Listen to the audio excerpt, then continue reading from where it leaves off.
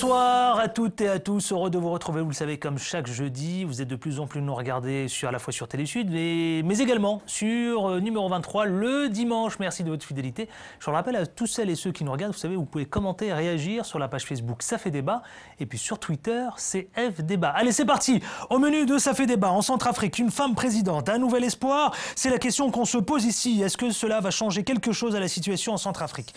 Et puis, nous nous sommes intéressés, vous savez, cette semaine dans Ça fait débat ce soir, à l'Algérie. C'est les élections présidentielles. Candidat Bouteflika, il est candidat pour l'élection présidentielle. Est-ce le bon choix? Est-ce qu'il est légitime encore? Malgré tout, il est malade, vous le savez, physiquement, on le dit, souffrant. Est-ce qu'il peut se représenter? Guinée, pourquoi un remaniement unicolore? Le président Alpha Condé a remanié son gouvernement, mais sans membre de l'opposition. Nous allons en connaître les raisons. Pourquoi? D'accord? Et bien justement, la question est soulevée ici même dans Ça fait débat. La Mauritanie peut-elle devenir une destination touristique des Français? Vous savez, la Mauritanie, elle a mis le gros paquet, les gros moyens. Il y a une semaine à peine, eh bien, ils ont organisé une délégation de journalistes de personnalités pour aller se rendre dans une ville touristique. La France a-t-elle raison de classer la Mauritanie en zone rouge? C'est la question à laquelle on s'intéresse tout à l'heure. Et vous savez, en seconde partie de cette émission, eh bien, nous allons recevoir Moustapha Kessous. Il est le journaliste au journal Le Monde. Un journaliste, vous savez, brillantissime tout à l'heure. Pourquoi je dis cela? Parce qu'il a réalisé un documentaire qui s'intitule « Français d'origine contrôlée ».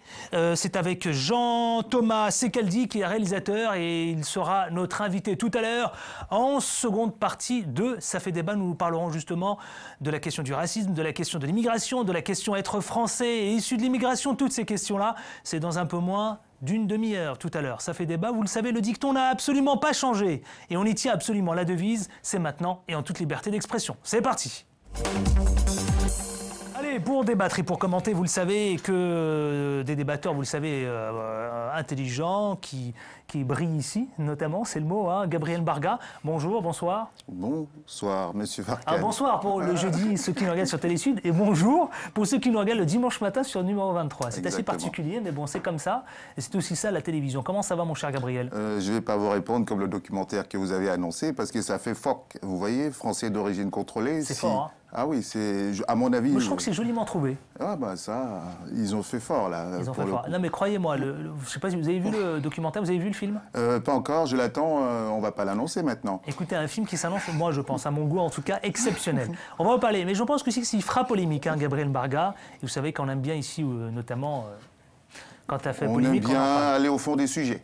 Au fond des sujets. Allez, en face de vous, Farid Temsamani. Bonsoir. On vous connaît maintenant, puisque vous participez régulièrement à l'émission Ça fait débat, n'est-ce pas? Merci d'avoir accepté l'invitation. Alors vous, Farid, vous êtes candidat UDI sur la ville, qui s'intitule Sevran. Tout à fait. Sur le département du 93. Ville de Seine-Saint-Denis. Et vous vous attaquez à du lourd, vous, hein, Farid, hein? Vous avez peur de rien. C'est surtout, on a une ambition pour la ville et un projet pour les habitants, donc il est nécessaire. Ça se passe comment? Face aux poids lourds qui sont en face de vous? Pour l'instant, très bien. C'est la guerre avec Gatignon? Absolument pas. Le débat démocratique doit s'opérer. Ça se passe plutôt très bien. Farid Temsamani, sans langue de bois. J'aime bien le débat doit s'opérer de façon démocratique. Je vous dis la sincère vérité. Moi, je soulève encore. Je ne sais pas, quand je vois tout ce qui se passe en ce moment, je m'interroge et je soulève cette fameuse question, est-ce que la démocratie existe toujours? Dieu merci, oui, la démocratie existe toujours. Elle doit sans cesse se renouveler. Et en tout cas, les élections municipales de mars prochain, justement, doivent nous amener à faire vivre cette démocratie. Mais pour revenir à votre interrogation, à savoir comment cela se passe-t-il en ce moment même sur le terrain, je vous dis, ça se passe très très bien. On a pour l'instant l'intelligence... tous les candidats, en tout cas, de se croiser, de se parler parfois, et ça se passe plutôt très bien. Eh bien, Farid Temsamani, tant mieux, et on vous souhaite bon courage sur la ville de Sevran. À vos côtés, Mahmoud Tal, vous savez, c'est un acteur politique, alors très surprenant, certains diront, beaucoup le disent, continuent à le dire, vous appartenez à la machine UMP. Oui. Vous êtes délégué national UMP. Tout à fait. Tout se passe bien?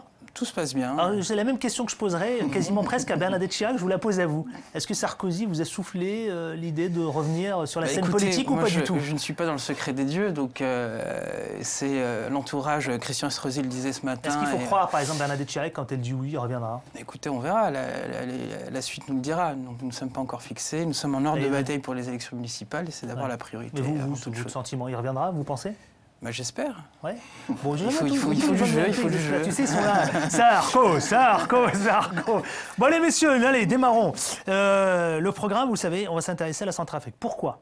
Vous savez, ici, moi, j'ai notamment beaucoup de candidats et on a accueilli ici, je ne sais pas si vous vous souvenez, Gabriel. président pendant quelques jours. Exactement, absolument.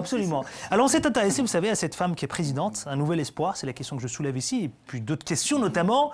Mais avant tout, avant de commencer à commenter l'actualité concernant la situation en Centrafrique, qui est assez chaotique, il faut le reconnaître, et bien, je vous propose de regarder ce sujet qui est proposé par la rédaction de Télésud, et on vient ici même sur ce plateau en parler. Regardez. Tapis rouge pour Catherine Samba Panza. Allégeance à l'étendard, premier contact aussi avec la hiérarchie des corps d'armée centrafricaines. Lundi soir, dès son élection, la présidente de transition en Centrafrique a fixé les priorités. Arrêter la souffrance de nos populations en leur apportant l'assistance nécessaire dont elles ont besoin et en organisant leur retour à domicile. Dans son pays qui a sombré dans un cycle de violence, la priorité immédiate, c'est le désarmement. Dès son élection, Catherine Samba Panza a lancé un vibrant appel aux miliciens chrétiens et aux combattants musulmans à déposer les armes. Pour l'ancien maire de Bangui, le temps presse. Les violences de ces derniers mois ont entraîné une crise humanitaire sans précédent. Le deuxième défi majeur de la nouvelle présidente sera de fournir une aide humanitaire d'urgence à ses compatriotes. Une réponse rapide et robuste à cette crise est urgente pour protéger les civils, empêcher d'autres violences. L'appel de la haut-commissaire de l'ONU aux droits de l'homme intervient au moment où, à Bruxelles, l'Union européenne et l'ONU se sont accordés sur le déblocage de près de 500 millions de dollars et l'envoi de troupes supplémentaires en Centrafrique. Le délai qui a été évoqué est la fin février. Dans la zone de Bangui, essentiellement autour de l'aéroport et pour une durée de 6 mois. Depuis fin mars 2013, près d'1 million de personnes ont fui leur foyer en Centrafrique. Au-delà de la crise humanitaire, l'arrêt des violences est un défi d'envergure pour la présidente de transition. Il faudra bien plus que le symbole d'espoir que représente son élection pour mener à bien les lourds chantiers qui l'attendent. Je vais donner la parole à Gabriel Mbarga. Alors l'élection, évidemment, de transition, une femme à la tête qui s'appelle Catherine Samba Panza, est-ce que c'est un véritable signe auprès de la population? C'est-à-dire, en gros, même d'ailleurs, ce symbole entre les musulmans, les chrétiens, tout ça, est-ce que, quelque part, est-ce que ça peut aider à sortir du chaos, Gabriel Mbarga? Ma première question, elle est très claire. Je ne sais pas si c'est un signe, c'est un symbole, très sûrement. Et si c'est un symbole, je ne crois pas beaucoup. Je crois qu'il faut cesser d'être dans les symboles. Il y a peut-être des signes aussi à un moment donné à lancer. Je vais m'expliquer. C'est un symbole. Et si c'est un symbole, je ne crois pas au hasard non plus. Parce qu'on sait très bien que cette élection ne s'est pas déroulée dans les conditions de sérénité totale. C'est un parlement, c'est une élection d'abord indirecte. Ce sont les parlementaires centrafricains, en tout cas ceux qui étaient encore en Centrafrique, ceux qui étaient encore en vie, ceux qui pouvaient se rassembler, ceux qui... Vous voyez? Donc c'est déjà quelque chose qui est fait de façon très particulière. On sent bien qu'il y a eu autour quand même... On ne va pas dire des consignes, mais ce genre de choses... Je vois que ça va polémiquer les consignes. Je vais vous arriver, Gabriel Mbarga. Je vais vous dire pourquoi. Parce que moi, déjà, j'ai reçu certains messages en disant que le président tchadien, Déby, a organisé un petit peu de façon à ce que ça soit, pas très de toute façon, qu'est-ce que vous répondez à cela? Déby ne peut rien faire tout seul.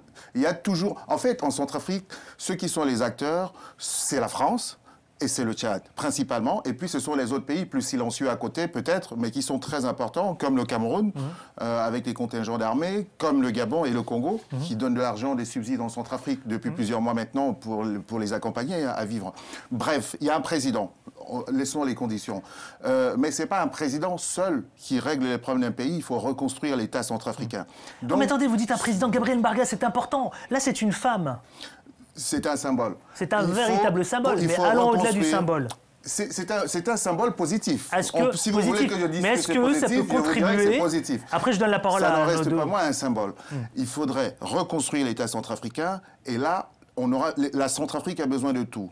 D'argent, de forces militaires, elles sont là, mais le temps qu'elles se déploient et qu'elles sécurisent le pays, et même de l'accompagnement des pays voisins, parce que ces pays l'aident à se sécuriser. D'ailleurs, Catherine Panza, elle dit qu'il me faut davantage de militaires.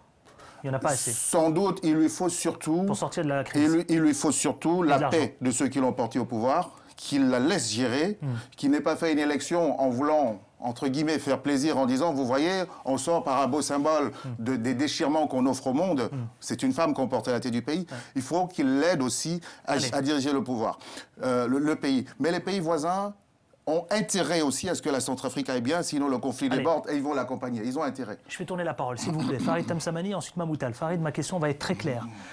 Elle n'appartient pas à un lobby. D'accord, c'est une femme. On n'en sait rien. On n'arrive pas là par hasard. Si, vraiment, non, vraiment. Je veux dire, en règle, on parle de franc-maçonnerie, on parle de tout. Et, je veux dire, là, on considère tout ce qui se dit, en tout cas autour d'elle. Et puis j'ai été quand même à la pêche. C'est déjà un lobby. Exactement. Le monde des affaires. C'est une femme qui est effectivement qui a du poids dans le monde des affaires, mais pas politique. Farid Temsamani, vous êtes un véritable spécialiste, consultant en intelligence économique sur les questions subsahariennes. On est d'accord. Oui. Est-ce qu'on peut considérer que cette élection femme présidente, comme le dit Gabriel Barga, est un vrai symbole. Moi, je dois dire un vrai signe pour le renouveau pour le pays. Est-ce que c'est un véritable renouveau pour le pays, Farid? Je le souhaite de tout cœur. Maintenant, on ne peut pas parler d'élection. C'est véritablement, d'une certaine manière, une nomination. Mais effectivement, le symbole est très clair. C'est la première fois qu'à la tête de ce pays-là, en l'occurrence la Centrafrique, qu'on a une femme présidente. Alors certes, présidente par intérim, mais en tout cas, femme avant tout, ce qui est toujours une bonne chose. Je pense que les raisons qui ont amené à cette élection ou nomination, c'est que tout simplement, pour remettre les choses dans le contexte, la Centrafrique, c'est un pays qui est aussi grand que la France, mais avec une population globale d'un peu plus de 5 millions d'habitants. Exact. Et la présidente par intérim actuelle est l'ancienne maire de la capitale, c'est-à-dire la ville la plus importante du pays. Donc c'est une certaine légitimité qui l'a amenée justement à être à ce niveau-là. Maintenant, elle ne pourra rien faire seule. C'est une. Est-ce que ça peut calmer les tensions, par exemple? Non, c'est pas du tout. Est-ce qu'une femme, pas du jour au lendemain, mais là déjà, on parle déjà de conflit encore. Le conflit les combats continuent. Persistent. Voilà, et vous avez encore des crimes pas plus tard qu'hier. Je ne suis pas certain que parce que ça soit une femme que les choses vont s'arrêter. C'est beaucoup plus complexe que ça. Je rebondis tout de suite dessus. C'est un signe, c'est un espoir, c'est un symbole d'avoir une femme à la tête d'un État aussi vaste et grand que la Centrafrique. Mais au-delà, toutes les difficultés, c'est de savoir comment vont se concilier les différents acteurs, politiques, économiques, militaires, puisque... vraisemblablement, il faut sécuriser toute la zone pour pouvoir justement discuter avec les différentes factions, qu'elles soient religieuses, ethniques, et faire en sorte que tout un chacun puisse... Cette capacité, est-ce qu'elle est capable de réconcilier écoutez, c'est plus facile sans machisme aucune, mais c'est plus facile pour une femme de faire passer... il faut savoir que les sociétés... de cette zone géographique africaine sont des sociétés matriarcales. Donc on écoute un peu plus, je dirais, les femmes. Donc c'est un signe en soi. Nous avons reçu, nous, à l'UMP, au mois de novembre dernier, Marie-Reine Hassen, qui a été l'ancienne ministre chargée des Affaires étrangères et qui a fait le tour du monde, justement, pour sensibiliser à ce cas centrafricain. Donc, on l'a reçue ici, en effet, c'est officiel. Hein. Elle se présente candidate, elle est candidate. Voilà, je pense que ce sera un bon à l'élection présidentielle prochaine. Oui, Marie-Reine Hassen, qu'on a reçue ici. Que je trouve, moi, écoutez, je pense qu'elle peut avoir le profil et incarner... Donc il y a un espoir pour la Centrafrique. Il y a un espoir, effectivement, il faut pousser. Allez, on va passer à ce second sujet, qu'on traite très peu ici, vous savez, c'est l'Algérie. Et l'Algérie, ici, on va s'intéresser à l'élection présidentielle. Ça a été longtemps pendant un flou total. Bouteflika, à quoi joue-t-il? Et on va en parler justement. On n'a pas de sujet à opposer, mais par contre, il y a des images qui vont défiler autour de nos écrans, juste derrière nous. Vous allez les découvrir, y compris nos téléspectateurs et les téléspectatrices qui nous regardent. Alors, c'est officiel. Bouteflika, malade. Bouteflika, qui à plusieurs reprises a fait des allers-retours entre Paris et Alger, vous le savez, je ne vous l'apprends pas, à l'hôpital. Et puis Bouteflika, qui depuis quelques jours se porte candidat, d'ailleurs officiellement depuis ce matin, hier soir même pour être précis, candidat à l'élection présidentielle. Alors, l'actuel président, je suis vraiment sans boutade, sans rien, je veux vraiment qu'on aborde le sujet de façon sérieuse. L'actuel président algérien, est-ce qu'il peut se représenter finalement, Farid Temsamani? Juridiquement, rien ne l'empêche de se représenter. La Constitution, d'ailleurs, lui permet. Mais malade, il peut se présenter, même étant souffrant? Ça pose véritablement, effectivement, un problème de maîtrise du pouvoir. Et c'est en cela que je trouve cette décision relativement pardonnez-moi l'expression, assez difficile. Pourquoi? Parce que ça fait quelques mois que l'on sait que le président algérien est très souffrant. Ça fait quelques mois qu'on sait qu'il a passé pas mal de semaines à Paris, notamment en convalescence, qu'il a subi, si je ne dis pas de bêtises, un AVC. Donc c'est assez délicat. C'est la fin de son 3e mandat.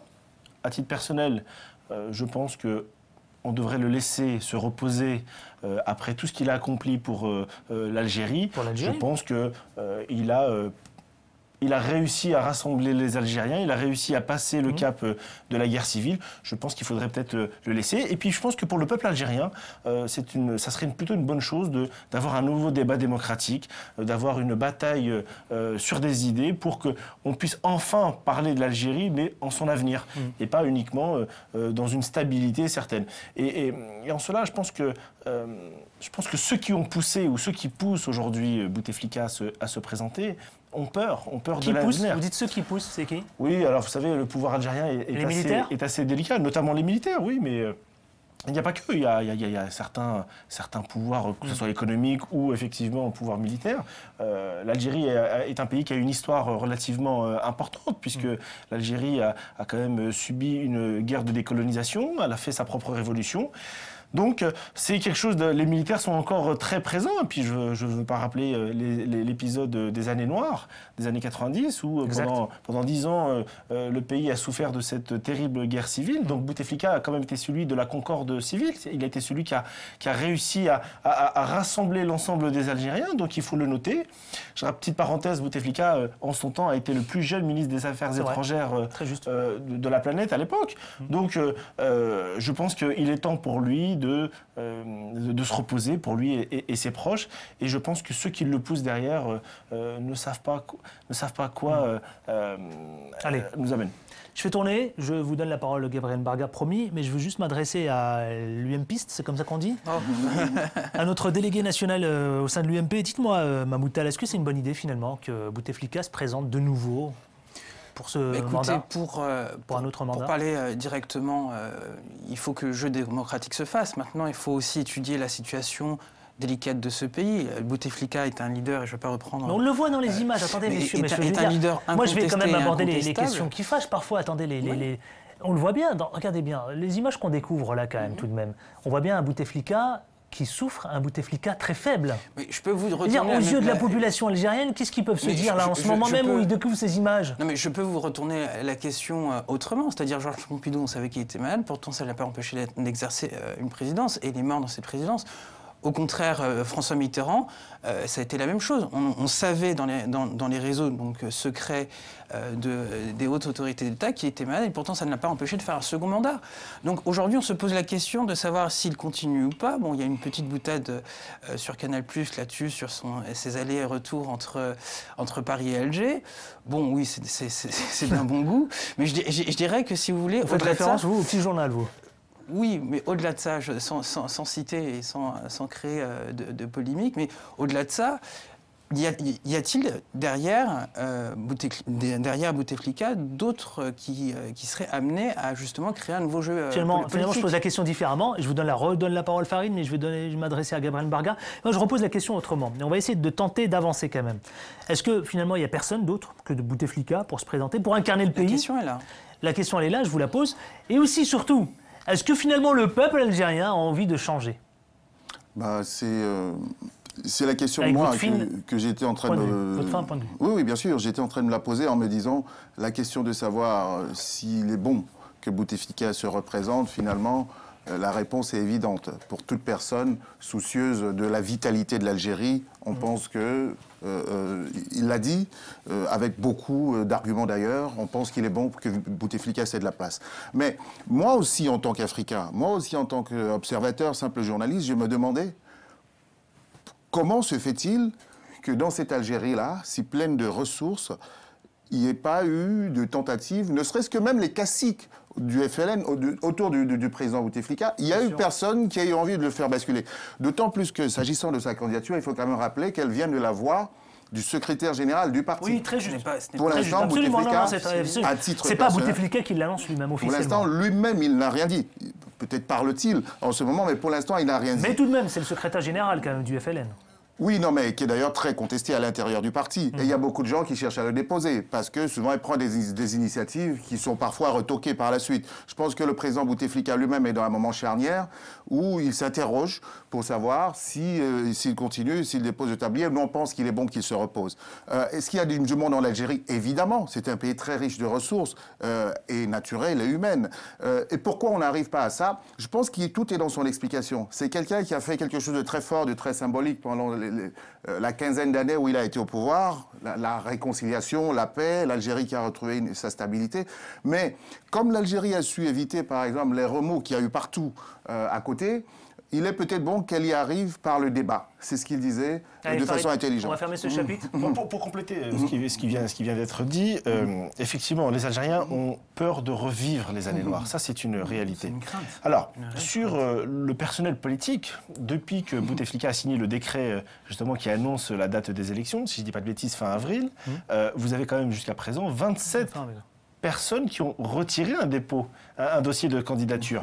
Et parmi celles-ci, vous avez notamment l'ancien Premier ministre, M. Benfis, qui, lui, s'est déclaré officiellement candidat. Donc, ça a été le premier, d'ailleurs, à déclarer. C'est le premier à déclarer sa candidature. Vous avez un certain nombre de personnes de qualité. Il n'y a pas que M. Benfis. Il y a certainement le Premier ministre actuel, M. Sellal, qui sera certainement candidat. Je pense, honnêtement, qu'il y a de quoi faire en Algérie pour avoir un véritable débat démocratique. Je rebondirai juste une chose. La comparaison qui a été faite tout à l'heure, la comparaison avec Pompidou, l'ancien président de la République française, Pompidou ou Mitterrand, je pense honnêtement que le degré de maladie n'est absolument pas le même. Et moi, je m'interroge, si Bouteflika est candidat et qu'il va jusqu'au bout, va-t-on le voir sur des meetings? Va-t-on le voir auprès de la population? Ça, c'est une véritable interrogation. Aujourd'hui, on le voit très peu. On ne le voit pas, contrairement effectivement à Pompidou à l'époque ou à Mitterrand. Enfin bref, c'est un autre sujet, un autre débat. On aura tout le loisir ici de le retraiter, la question sur l'élection présidentielle en Algérie. Tout de suite, monsieur, ce que je vous propose, c'est de s'intéresser. Oui, on en parle très très peu ici, Gabriel Mbarga. Je vais parler de la Guinée. Alors la Guinée, pourquoi la Guinée? Pourquoi? Parce qu'il y a eu un remaniement un peu unicolore. Et que le président Alpha Condé, il a remanié son gouvernement sans intégrer des gens de l'opposition. Alors ma question, c'est vrai que tout le monde se la pose, y compris en Guinée, où on est très regardé là-bas aussi. Finalement, Gabriel Mbarga, il n'y a d'ailleurs pas du tout de membres de l'opposition. Pour quelle raison? Alors que jusqu'ici, il avait opté, le président Condé, à essayer d'équilibrer son gouvernement. Que s'est-il passé au juste? Il essaie d'annoncer quelque chose là? Quand le président Condé devient président, la Guinée est très divisée. Et se retrouve sur des considérations identitaires, souvent, pendant cette élection. Ensuite, il est élu à la tête d'une large coalition qui était très identitaire, il faut le dire.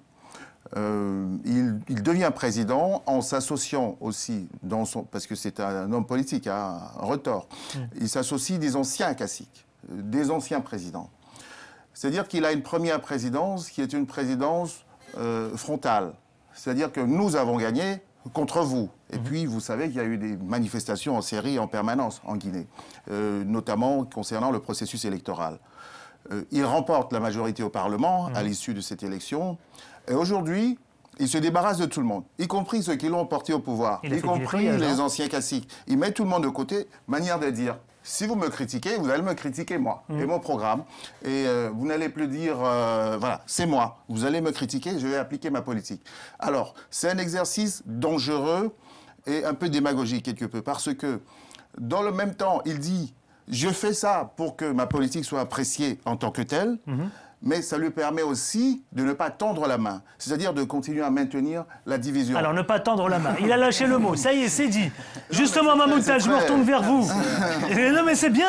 Attendez, je saisis cela en plein mot. Merci, Gabriel Mbarga. Est-ce que c'est la bonne stratégie? Est-ce qu'il a un but? Mahmoud Tal, vous êtes un fin politique. Le but, c'est qu'il recentre, je dirais, son gouvernement sur... sa couleur politique, donc politiquement... Mais est-ce que c'est la bonne stratégie? Parce que est-ce que c'est la bonne stratégie? Est-ce que c'est la bonne stratégie? Quand tu reformes un gouvernement et que tu te dis finalement les opposants, hop, allez hop, je nettoie tout ça, il n'a pas dit ça, parce qu'il laisse l'opposition. Jusqu'ici, il n'y a pas un membre de l'opposition. Non, mais un gouvernement de coalition, c'est-à-dire qu'il y a eu une crise auparavant, cette crise est, me semble-t-il, résorbée. Aujourd'hui, on est dans un débat qui doit être ce qu'il est, c'est-à-dire confrontation de partis politiques à partis politiques, et il ne remet pas en cause justement l'échiquier politique au sein de l'Assemblée nationale, puisque l'opposition a un réel statut. Il y a juste un parti Oui, c'est vrai qu'ils ont un réel statut. Donc voilà. Donc quelle est la crainte? Je ne la vois pas. C'est le jeu politique. Il a fait un gouvernement de coalition générale avec toutes les tendances politiques représentatives du pays. Aujourd'hui, il est sur un autre cheval de bataille, c'est de dire le cap, il sera mis de telle manière à ce que je privilégie les personnalités de mon parti politique et on revient au jeu classique politique. Alors après le point de vue d'une plume, c'est-à-dire celle de Gabriel Mbarga, après le point de vue d'un acteur politique, celui de Mahmoud Tal, on va s'intéresser à celui d'un consultant en intelligence économique, Farid Tamsamani. Bon, premièrement, rien n'oblige le président Condé à associer l'opposition à son Si vous êtes gouvernement. consultant, si vous êtes le conseiller spécial, admettons, de Condé, le président Condé, est-ce que vous lui diriez finalement c'est pas le bon choix ou Monsieur le Président, vous avez eu d'accord? Non. Vous avez eu raison, pardon. Traditionnellement, on essaie toujours d'associer l'opposition. Alors, ce qu'il faut savoir, c'est que l'opposition, celle de l'ancien candidat à l'élection présidentielle, M. Cellou Diallo notamment, l'élection s'était passée dans des conditions relativement compliquées en 2010. Donc, les élections législatives de septembre ont donné, avec une alliance de quelques partis, une majorité absolue au président Condé aujourd'hui à Conakry. Clairement, il n'en a pas forcément l'obligation. Maintenant, en termes de stratégie, je pense que c'est une erreur. Pourquoi une erreur? Parce que, clairement, M. Condé prépare l'élection de 2015. Oui.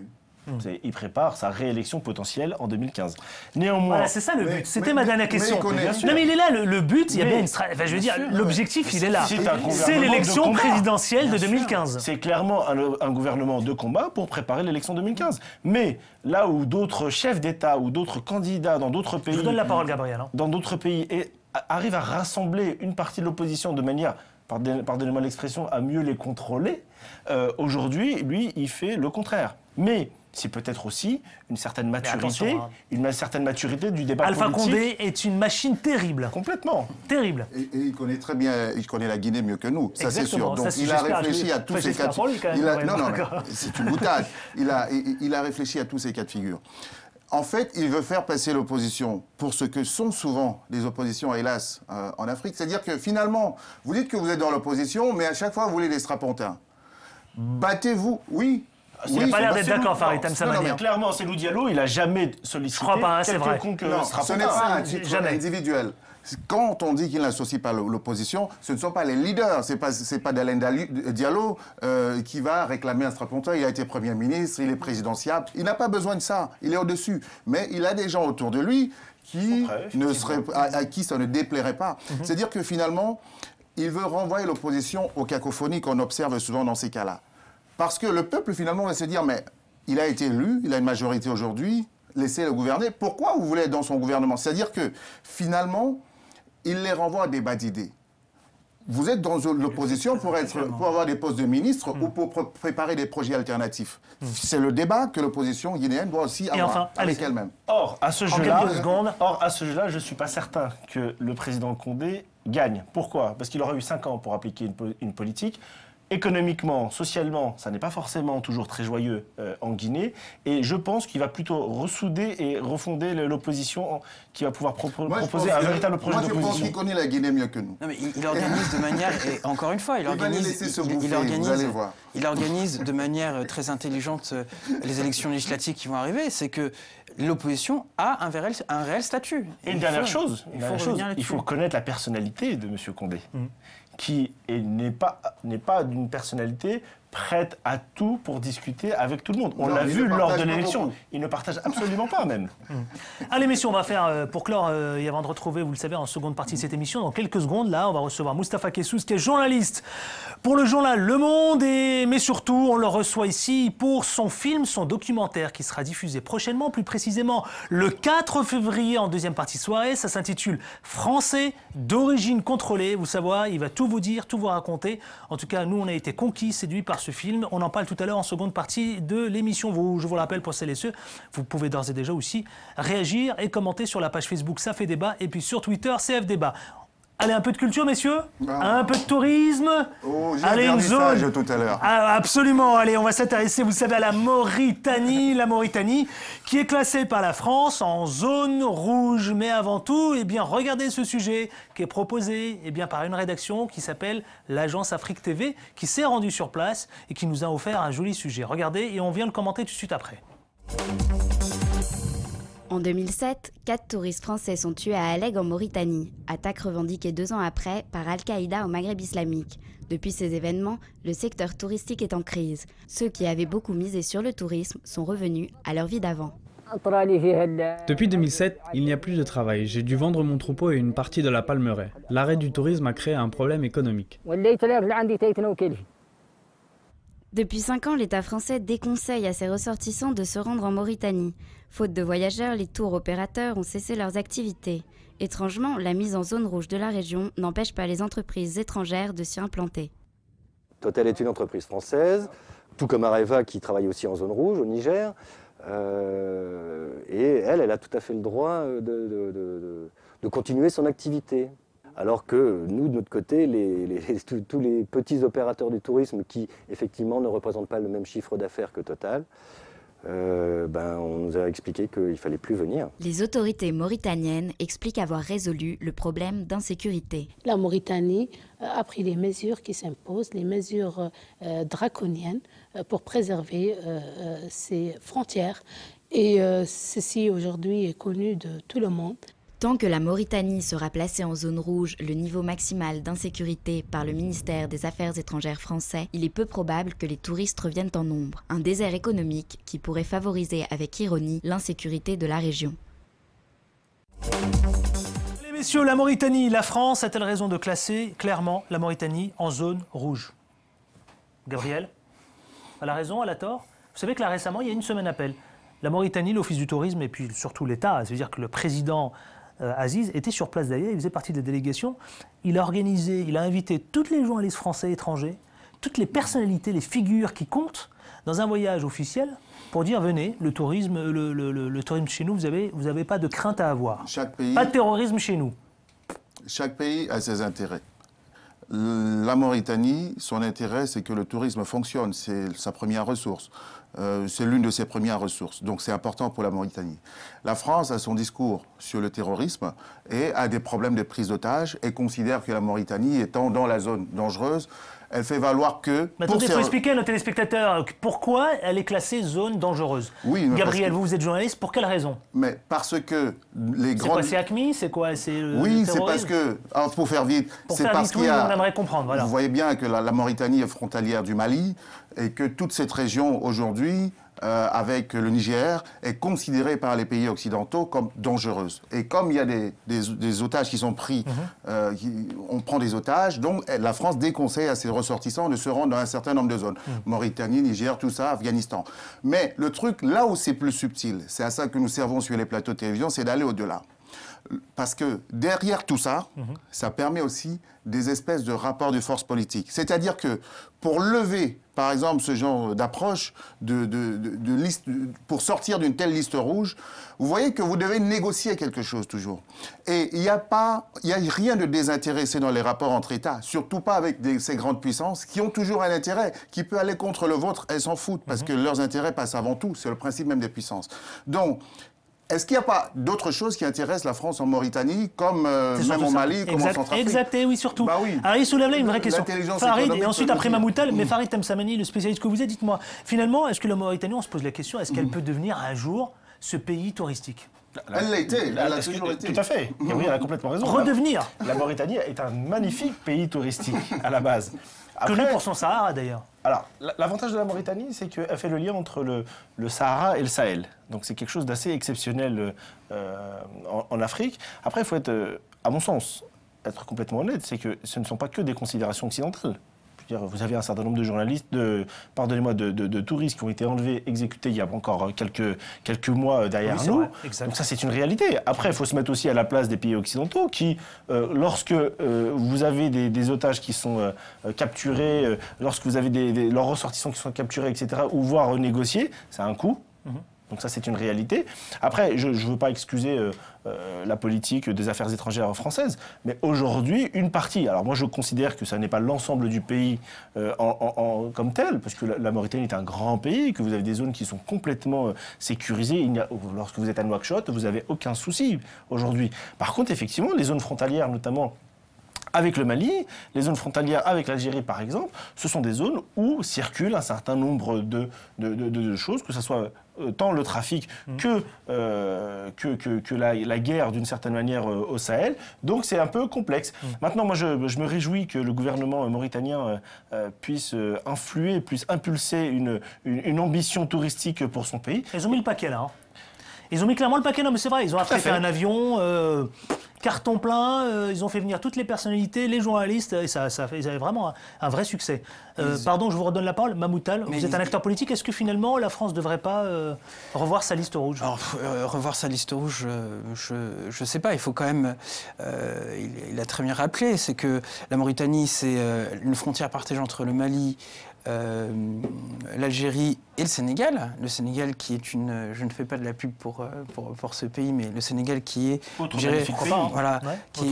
qui est un pays justement qui est au cœur de cet ensemble-là. Et d'ailleurs, j'ai lu, donc, pour mon information personnelle, les recommandations donc, de la diplomatie française, qui est de ne pas aller sur certaines zones. Donc, certaines zones sont classées rouges, dites rouges, d'autres sont classées orange parce que, bon, il y a aussi de la délinquance, je dirais, classique quotidienne que tout un pays peut connaître. Et derrière ça, c'est de dire, bon, l'appel justement du gouvernement mauritanien est de dire... Plus que ça, c'est le président lui-même. Oui, le président. Il est sur place avec eux d'ailleurs. Le président. Le président s'est déplacé la semaine dernière. C'est une très bonne chose, ça veut dire que... Avec eux, il a répondu aux journalistes, ce qui est rare parce qu'il s'exprime très peu à la presse occidentale. Et là, il a décidé d'accorder, mais je vous vraiment, dans le cadre d'une conférence de presse, il a décidé d'accorder, vous savez, il a exclu la presse étrangère et il s'est adressé à la presse française. Parce qu'il sait justement que le noyau dur justement des personnes qui vont dans ces zones-là, une zone quand même francophone, il faut le rappeler aussi, l'incidence directe de la France pour cette destination est très importante. Gabriel Mbarga, le mot de la fin. Je vais préciser mon propos. Je suis d'accord avec ce qu'il a dit. Je ne dis pas que le terrorisme n'est pas une réalité, ni le risque d'être pris en otage. C'est une réalité. Mais derrière, quelques mois, c'est vrai qu'il y a certains touristes avec beaucoup de précision. Ouais. Ce que je dis, c'est que la paix même la défense de son pays, même, comment dirais-je, ça se négocie. C'est-à-dire que demain, si vous voulez sortir de cette liste rouge, vous devez pouvoir vous ouvrir à certains accords avec des renseignements, avec la défense, vous voyez ce que je veux dire? Et donc, ça devient très subtil ce qui se joue en dessous. C'est-à-dire qu'à un moment donné... Ça s'appelle la diplomatie. Non, ça s'appelle la géopolitique, la géostratégie, même le renseignement. Chacun son mot, là j'ai bien compris, vous c'est la diplomatie puisque vous êtes acteur politique et c'est un journaliste, ça s'appelle la géopolitique. Farid, en 10 secondes, 5 secondes s'il vous plaît, on n'a plus du tout le temps. Le classement en zone rouge en fait répond à des statistiques, hein. Pas plus que ça, c'est au-delà de la politique. Ce sont des statistiques. Je crois que vous ne comprenez pas. Si, j'ai parfaitement compris, Gabriel. Les listes existent par rapport à des critères qui sont réels. Maintenant, pour que la Mauritanie sorte de cette liste, ce n'est pas simplement une question de sécurité. Ça se négocie. Est-ce que la Mauritanie n'a pas d'autre chose qui peut intéresser la Exactement. France C'est aussi ça. Allez, messieurs, ce que je vous propose, mon invité en deuxième partie de cette émission, le débat continue, vous le savez, sur la page Facebook, ça fait débat. Et puis sur Twitter, CF Débat, vous pouvez polémiquer, réagir, etc. Tout de suite, mon invité, vous le savez, il s'appelle Moustapha Kessous et son film qui s'intitule Français d'origine contrôlée, messieurs. Vous avez été contrôlé, vous? Est-ce que vous vous sentez français? Tiens, je fais un tour de table. Vous vous sentez français, Gabriel Mbarga? Je suis camerounais. Camerounais. Vous vous sentez français, Farid Tamsamani? Complètement. Oui. Est-ce que vous rejetez votre culture, votre seconde culture? Absolument pas, j'en suis très fier. Vous la considérez comment? Comme une complémentarité ou pas du tout? Complètement, ça fait partie de moi-même. Et vous, Mahmoud Tal, vous considérez? La question ne se pose même pas. Enfin, 100% français. Les origines? Les origines sont importantes, mais elles participent justement au pacte vous savez, c'est républicain. toutes ces questions que je vais aborder avec Moustapha Kessous. C'est mon invité, c'est maintenant, c'est tout de suite. À la semaine prochaine, Gabriel Mbarga? À la semaine prochaine, avec autant de plaisir. Bien sûr. Un tour en Mauritanie. Un tour en Mauritanie, tiens, voilà, absolument. Farid Tamsamani, on vous souhaite bon courage. Vous, je vous le rappelle, vous êtes candidat UDI sur Sevran, la ville sur le département du 93. Bon courage à vous, vraiment. Merci beaucoup. Et vous êtes consultant en intelligence économique sur les questions Afrique subsaharienne. Mahmoud Tal, vous êtes un acteur politique délégué national au sein de l'UMP. Également candidat. Et candidat, candidat dans le 11e sur la liste Alliance UDI-UMP. Bon courage aussi à vous. Merci beaucoup. Le combat, c'est la bataille. Tout de suite, mon invité, Moustapha Kessous, c'est maintenant, c'est tout de suite, c'est dans Ça fait débat. Pour celles et ceux qui viennent de nous retrouver, sachez-le, ça fait débat sur la page Facebook, ça fait débat, et puis sur Twitter, CF Débat. Je suis très ravi et heureux de recevoir Moustapha Kessous, qui est journaliste au Monde. Et puis vous venez ici pour parler de votre film, votre documentaire qui s'intitule Français d'origine contrôlée. Merci d'avoir accepté notre invitation, Moustapha Kessous. Merci de m'avoir invité. Très bien. C'est avec plaisir. Écoutez, il y a plein de choses qu'on va aborder ici même, cette question autour, évidemment, ce que vous soulevez. C'est assez terrible. D'ailleurs, on va essayer simplement de planter un peu le décor pour mieux vous connaître. Vous êtes journaliste au Monde, vous représentez évidemment cette exemplarité. Je peux me permettre cela ou pas du tout? C'est l'exemplarité en France, que ça peut fonctionner, qu'on peut actionner les leviers. Quand on est français d'origine issu de l'immigration, ça peut fonctionner. Et justement, vous êtes journaliste, vous participez à un grand journal qui s'appelle Le Monde. Je me considère pas comme un exemple. Je dirais même l'inverse. Je pense que je suis comme tout le monde. Mais parfois, certains ont tendance à croire que le parcours que j'aurais pu faire est exceptionnel, et c'est là où je suis là pour dire non, pas du tout. Alors c'est là où ça devient intéressant. Moustapha Kessous, justement, vous êtes journaliste au Monde. Vous rédigez une lettre, Tribune Libre, c'est ça? Une lettre? Ouais, un long reportage, absolument, sur vous, consacré autour de ce que vous vivez au quotidien, etc. Et vous dites ce fameux 23 septembre 2009 que c'est compliqué pour vous, que vous êtes victime de racisme, que vous êtes d'origine algérienne, donc d'origine maghrébine, que l'apartheid mental, elle existe, que parfois il y a des choses qui sont extrêmement compliquées. Dites-moi, est-ce que tout cela, d'abord, aujourd'hui, quelques années après, on est en 2014, avec le recul, finalement, est-ce que vous regrettez d'avoir rédigé cela, d'avoir porté cela au devant, de vos lecteurs, et puis tous celles et ceux qui se reconnaîtraient? Parce que, finalement, est-ce que vous avez rendu service à tous ceux et celles qui ne peuvent pas s'exprimer et qui vivent exactement la même chose que vous, Moustapha Kessous? Je ne suis pas là pour rendre service. Je suis ni victime du racisme ou quoi que ce soit. Ce sont deux mots que je n'ai pas utilisés. Parce que, je ne me considère pas comme une victime. Et puis, pour moi, le racisme est un mécanisme intellectuel qui est très compliqué. C'est pour ça que j'ai préféré parler de préjugés. Donc, en fait, je racontais certains préjugés qu'on pouvait avoir sur moi, parce qu'on n'a pas l'habitude de voir quelqu'un de basané rédiger pour un grand quotidien, tout simplement. Donc l'idée était un peu de casser ce cliché-là. Et c'est vrai que parfois, quand je partais en reportage, je partais énormément. J'avais souvent des choses à raconter à mes collègues. Et puis un jour, mes collègues m'ont dit tu devrais le raconter. En fait, l'idée, c'est pas de rendre service. L'idée, c'est de raconter une certaine... drapeau, quelque part. Pas du tout. Pas du tout, même pas. Ah non. Même pas. Vous avez eu, j'imagine, beaucoup de retours là-dessus, non? Énormément. Donc ça veut dire quelque part, vous... Moi, je suis un porte-drapeau de rien du tout. Moi, je suis là pour... Déjà, c'est quelque chose qui m'a assez gêné de témoigner en jeu. J'aime pas me mettre en avant. Est-ce que quelques années plus tard, on est en 2014, vous avez bouclé le film qui sera diffusé, je le rappelle, qui s'intitule Français d'origine contrôlée. On va en voir quelques extraits là, ici même, dans Ça fait débat. Mais Moustapha Kessous, dites-moi, ce film-là, finalement, quelques années après, donc l'apparition de cet article, de cette carte blanche, de cette Tribune Libre, qui est votre papier, 2014, un documentaire, un film qui sera diffusé sur France 2, on peut le dire là, le 4 février, en deuxième partie de soirée. Soyez présents, nombreux à regarder. J'ai eu le loisir de découvrir en avant-première et je dois dire que j'ai été, bouleversé. Bon, on va en parler de toute façon. Est-ce que quelques années plus tard, ma question est très précise, Moustapha Kessous, est-ce que c'est ce qui vous a poussé aussi à mûrir ce film? À vous dire finalement, je vais le porter ce film et je vais en parler à tout le monde, à tous les Français, qu'ils soient au courant. Je vais faire un état des lieux. L'idée, c'était de raconter une histoire méconnue, une histoire française qui fait partie de notre histoire, de notre pays, de la République, de notre si je peux dire, de notre histoire contemporaine, qui est très méconnue. Et l'idée, je voulais le mettre en avant. Je voulais que tous les Français comprennent ce que vivait une autre partie des Français. Voilà, tout simplement. Allez, découvrons, vous savez, cet extrait. Ça s'appelle Français d'origine contrôlée. C'est coécrit d'ailleurs par Jean-Thomas Sekaldi aussi, qui n'a pas pu être avec nous ici même, présent. Regardez, et on revient tout de suite en parler avec Moustapha Kessous. Regardez.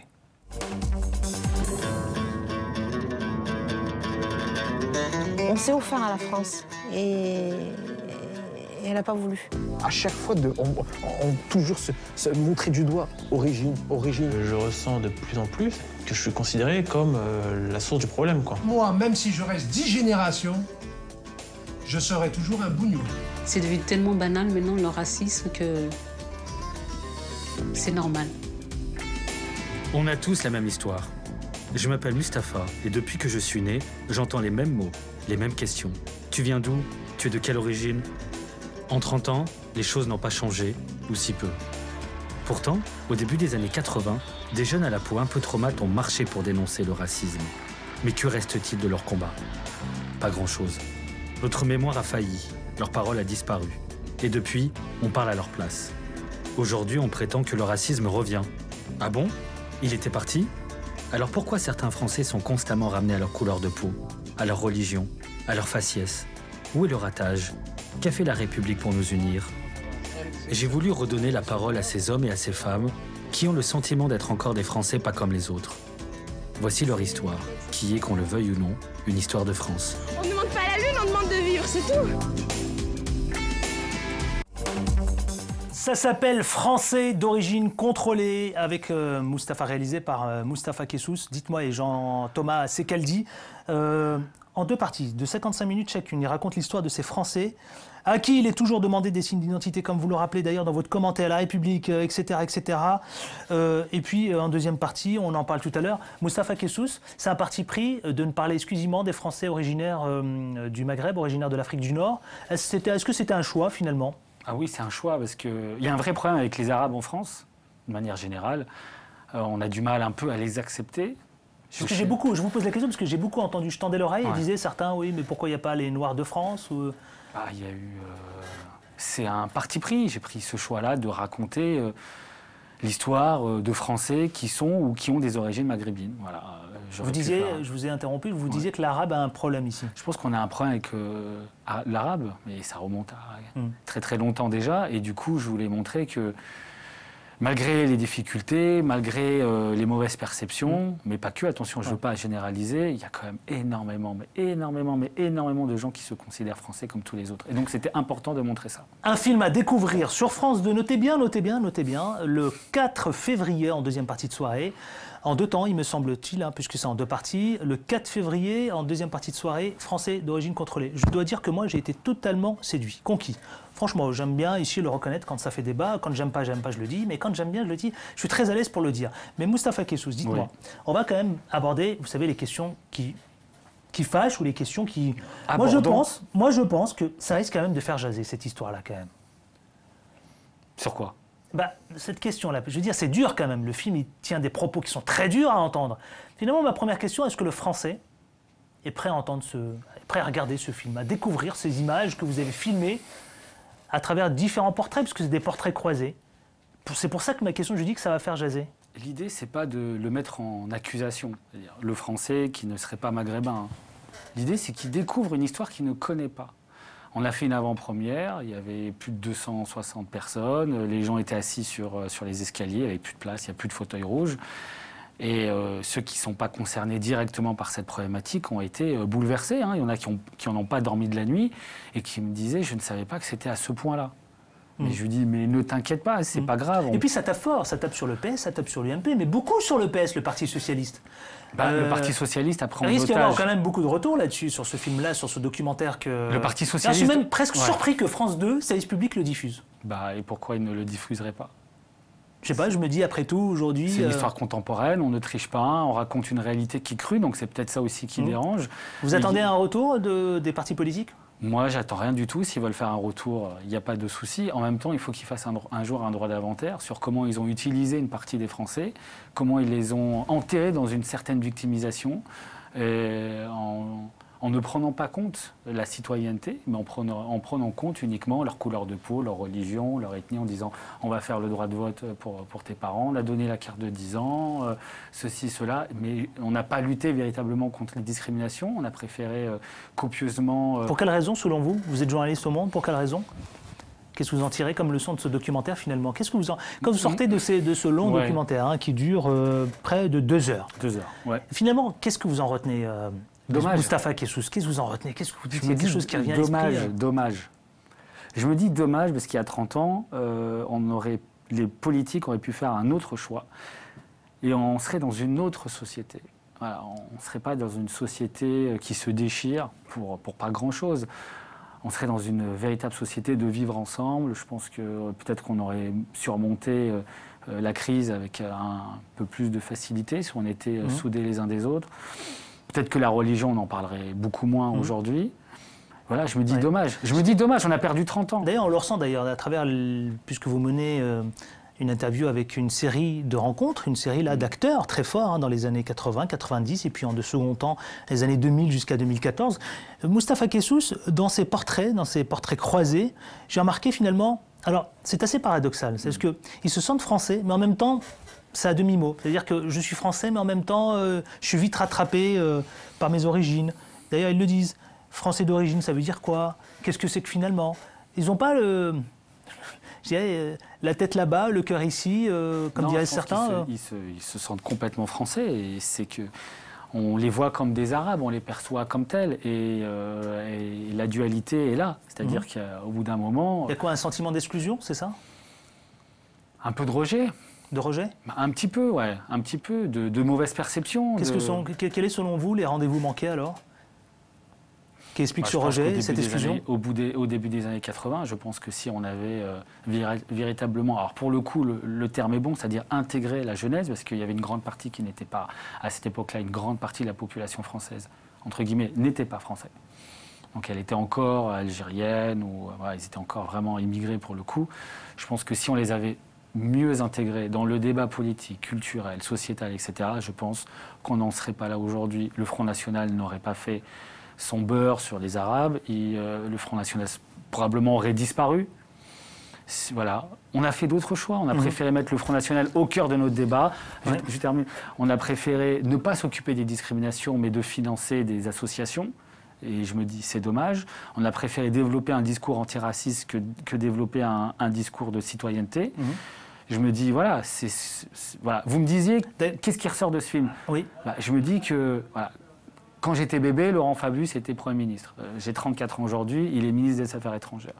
Ce sont quasiment toujours les mêmes politiques, toujours les mêmes journalistes qu'on voit à la télé. Bon, à part de temps en temps, ça change un peu, heureusement. Je me dis, on a asphyxié notre démocratie, on l'a étouffée. Alors c'est autre question, parce qu'on arrive bientôt au terme de cet entretien. Moustapha Kessous, touche pas à mon pote, et j'entends d'ailleurs un des témoignages que vous interviewez, il dit finalement touche pas à mon pote, c'est une récupération, c'est de l'instrumentalisation, et peut-être qu'on aurait pu imaginer touche pas à moi, tout simplement, parce que il dit d'ailleurs clairement qu'on nous renvoie à des sujets. C'est fort ça, on nous renvoie à des sujets. Et pourtant, Moustapha Kessous, il y a des réussites, des avocats, des journalistes, des médecins, des écrivains. Quel est le problème? Des tonnes.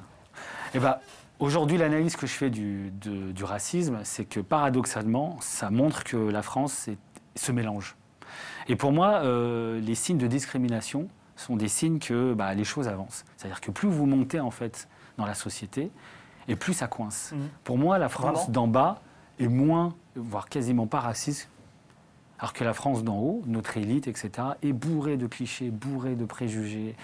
Et c'est elle qui confisque d'une certaine manière le pouvoir et empêche la France d'avancer. C'est comme ça que j'analyse. Quelque chose qui m'a frappé aussi, pendant que j'ai découvert, durant l'avant-première que vous nous avez offert, Moustapha Kessous, vous dites à un moment une question qui est posée auprès de votre public, et là vous répondez c'est pire qu'avant. Ça veut dire quoi, c'est pire qu'avant? C'est plus sournois.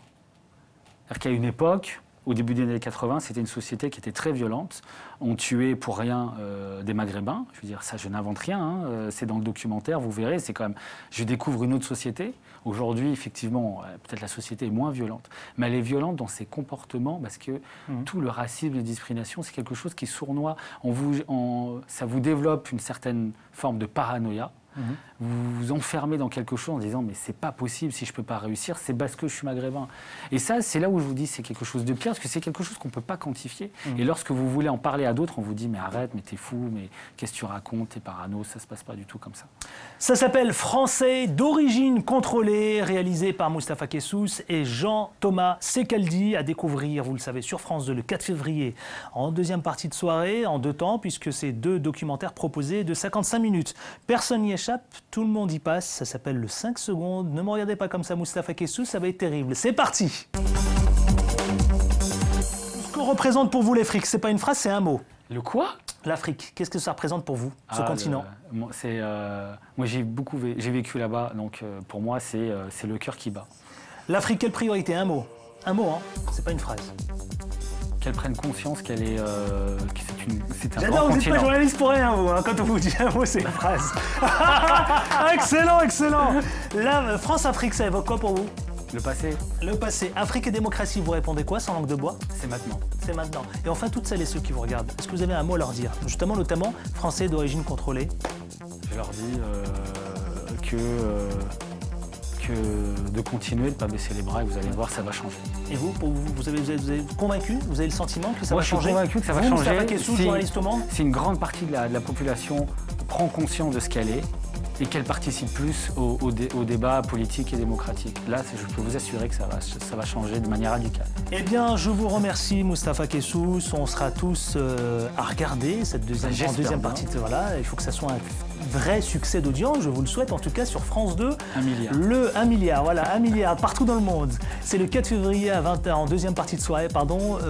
Moustapha Kessou, merci infiniment. Merci. Vous êtes journaliste au Monde et réalisateur de ce film qui s'intitule Français d'origine contrôlée. Vous savez, le débat continue sur la page Facebook, ça fait débat, et puis sur Twitter, CF Débat. Merci à toute l'équipe technique qui a réalisé cette émission. On se retrouve la semaine prochaine, ici à la fois sur Télé Sud et dimanche sur numéro 23. D'ici là, portez-vous bien. Ciao, ciao.